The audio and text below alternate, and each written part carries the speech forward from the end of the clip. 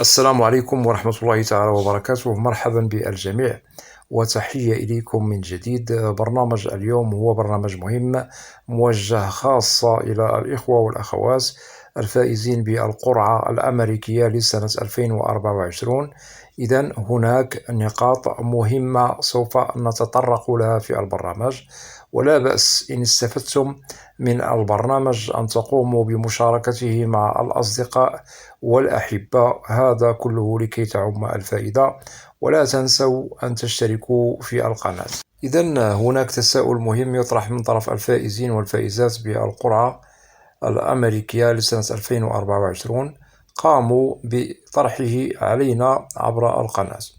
وهذا السؤال قد يعنى به كل من هو صدر رقمه في النشرة الأخيرة أو النشرات السابقة، وكذلك هو يعنى بالذين لم تصدر أرقامهم بالمرة، أي أنها لم تصدر سواء سابقا في النشرات السابقة أو في النشرة الأخيرة. والتساؤل المهم هو عن هل سوف يتوصل جميع الفائزون والفائزات بالموعد والمقابلة في المتبقي من إجراءات DV24. نجيب كل فئة إن شاء الله من هؤلاء الفائزين على حدة.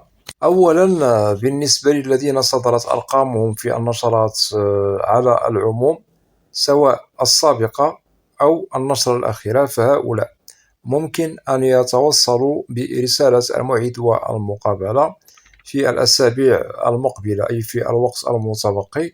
وعندما نؤكد على الوقت المتبقي نحصره بين قوسين، أي أنه هناك تاريخ محدد لنهاية إجراءات استقبال المواعيد والمقابلات على العموم، وهذا الوقت المحدد لنهايته عندما يصل بتاريخه أي شهر 9 المقبل، أي سبتمبر من السنة الحالية 2024.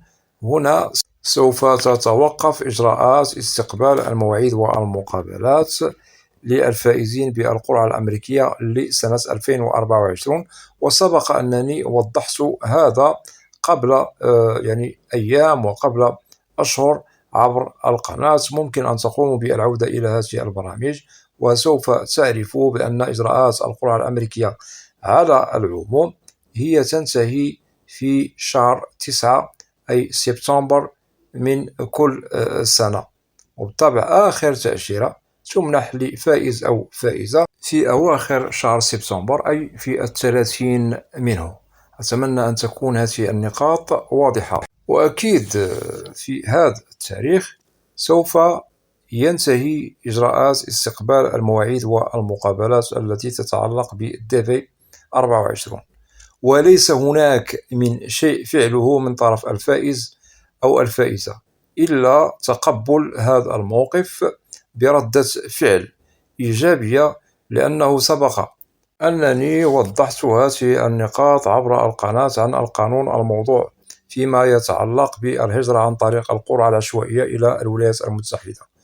وسوف يطرح التساؤل كذلك، ولو أننا صدرت أرقامنا بالفعل وملفاتنا هي جاهزة أي درست بشكل نهائي، نؤكد هنا بالجواب الواضح وبصريح العبارة بأنه نعم، رغم أن أرقامكم صدرت في النشرة وملفاتكم جاهزة للمقابلة، أي أن استمارة DS 260 درست لدى KCC بشكل نهائي، فأكيد إذا وصلنا إلى الوقت المحدد لنهاية إجراءات استقبال الموعد والمقابلات بتاريخها فهنا انتهى الأمر. رغم أنه أرقامكم صدرت وملفاتكم جاهزة للمقابلة، فالوقت المتبقي هو الذي يتحكم في الموعد الذي يخصكم. فإن وصلنا إلى الوقت المحدد لنهاية إجراءات استقبال الموعد والمقابلات فهنا انتهى الأمر، رغم أنكم بالطبع أرقامكم صدرت أو أنه ملفاتكم جاهزة للمقابلة. أتمنى أن تكون هذه النقاط واضحة. نؤكد هنا فقط قد يحالف الحظ البعض منكم على حسب الوقت المتبقي والذي أشرنا إليه بين قوسين، والذي هو الممكن لكم في الحصول على الموعد في الأسابيع المقبلة، ويجب أن لا تأخذوا هذا الإجراء القانوني المتعلق بنهاية إجراءات ديفي 24 بموعدها المحدد بأنه مثلا قد ظلمتم في حقكم، أو أنه لم يلبى لكم الطلب المتعلق بإتمام إجراءات الحصول على فيزا القرعة الأمريكية. هنا نؤكد بأن هذا القانون، أي قانون الاشتغال على إجراءات استقبال الموعد والمقابلات الذي يسري حاليا على الديفي 24، هو نفسه الذي يسري على جميع إجراءات القرعة الأمريكية عامة من بداية قانون الهجرة منذ سنوات فارطة إلى الآن. ليس هناك من تبديل في هذا القانون.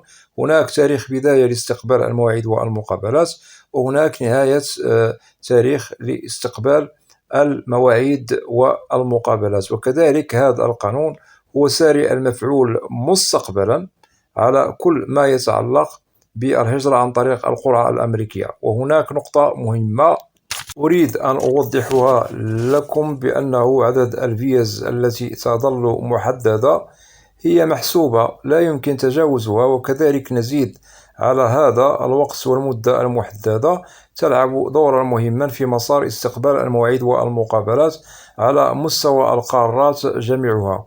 وكذلك الأرقام كلما وجدت صغيرة، أي كل فائز وفائز إن وجدت يعني أرقامهم صغيرة، فلها دور كبير في الحصول على الموعد مبكرا. هذا بالطبع يتزامن مع الوقت المبكر الذي يرسل فيه الفائز أو الفائزة ما بعد الفوز استمارة DS مبكرا إلى مركز كاساسي بالولايات المتحدة الأمريكية.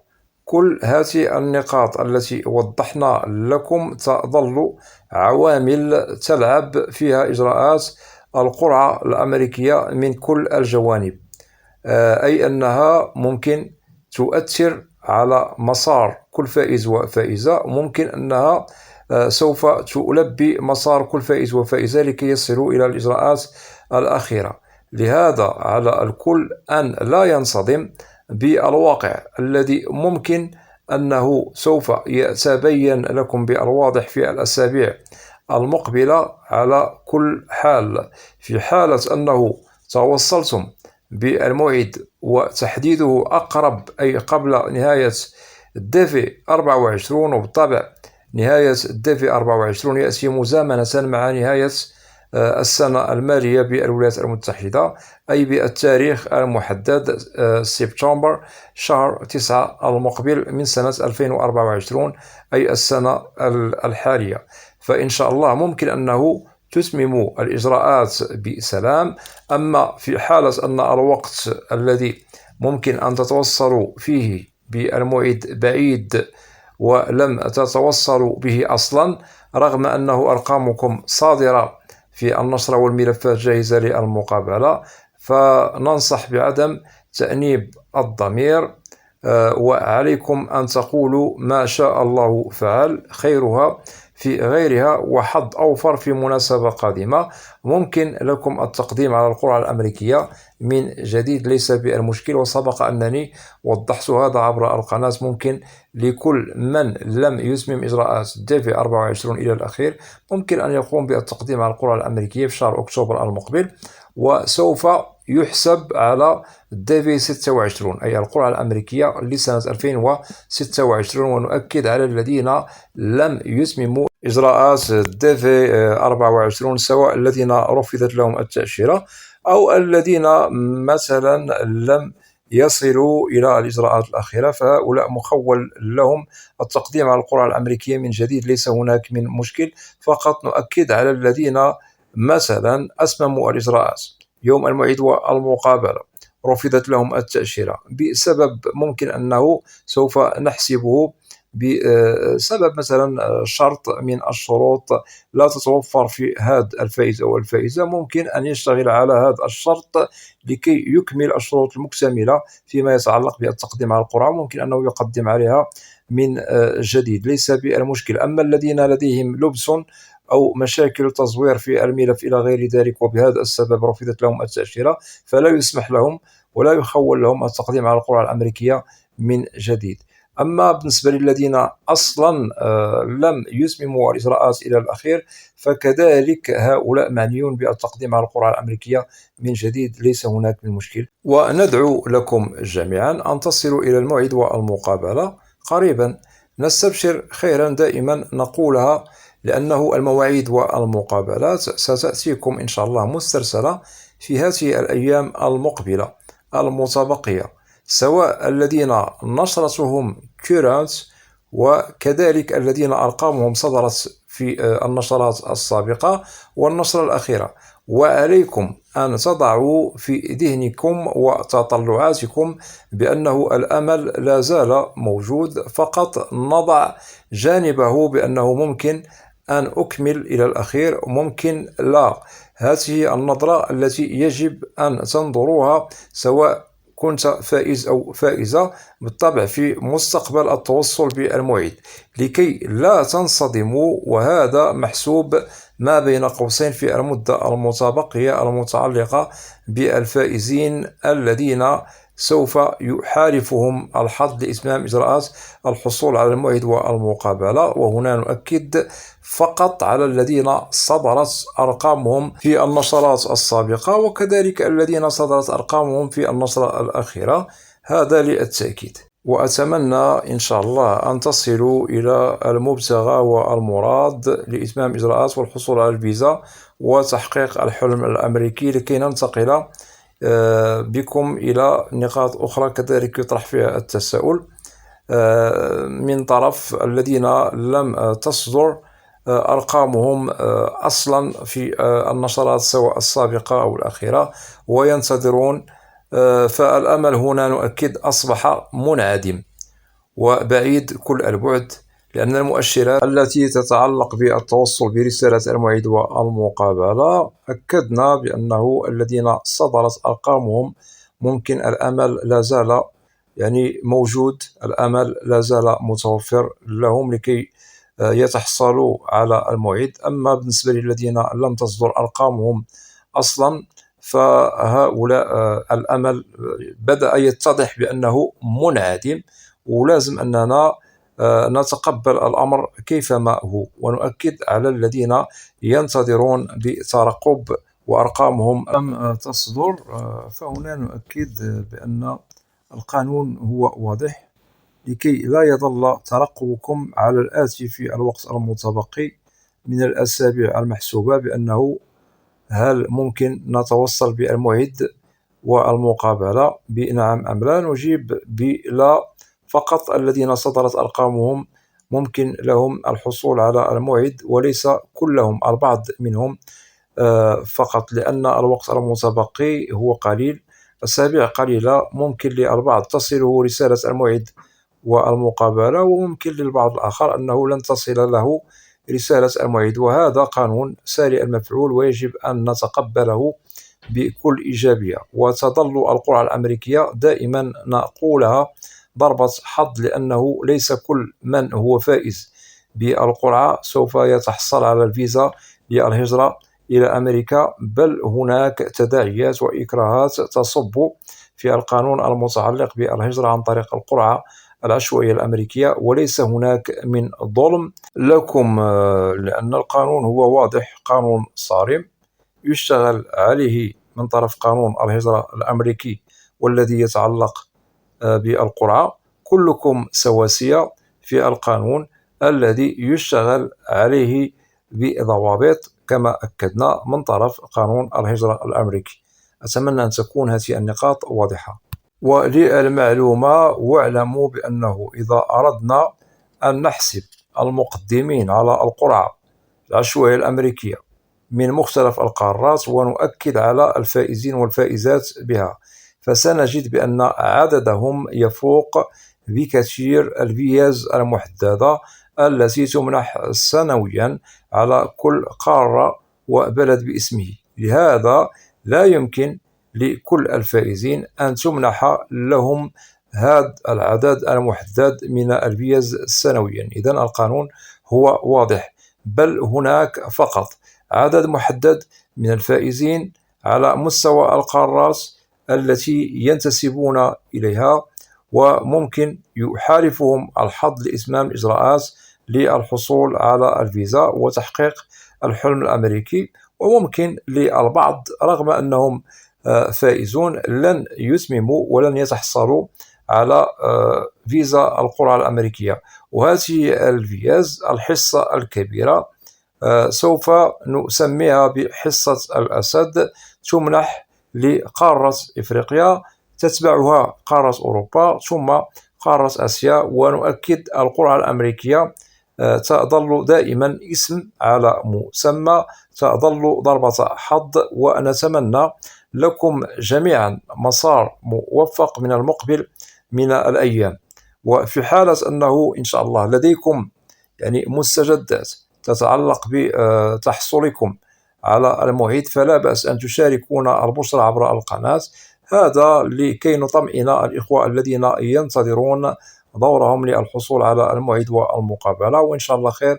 دائما نؤكد ما دام أن هناك وقت متبقي من الأيام لاستقبال المواعيد والمقابلات، فاعلموا ممكن أنك أو أنك كفائزون بالديفي 24 والذين أرقامهم صدرت في النشرات الشهرية ممكن تتوصلوا برسالة الموعد والمقابلة.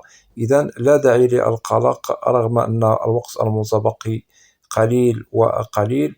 إن شاء الله ممكن يخدم مسار يعني استقبال مقابلتكم لدى السفارة الأمريكية. وبالطبع هنا لازم أن نضع في الحسبان بأنه كل شيء بقدر وكل شيء في كتاب، وإن وصلتم إلى المبتغى فهذا هو المراد، وإن لم تصلوا نفرض مثلا لم تصلوا إلى الأخير فهذا قانون معمول به ولازم تقبله كيفما هو، لكي لا تنصدموا بالواقع مستقبلا ولكي لا تلوموا أنفسكم. نعم نحن معكم، فعلتم كل شيء، قدمتم من البداية، لديكم ترقب تطلع إلى القادم من الأيام للتحصل على فيزا القرعة لتحقيق الحلم الأمريكي. ولكن هناك قانون سارع المفعول لازم أننا نتقبله، ولازم أننا نضع في الحسبان بأنه كل شيء بقدر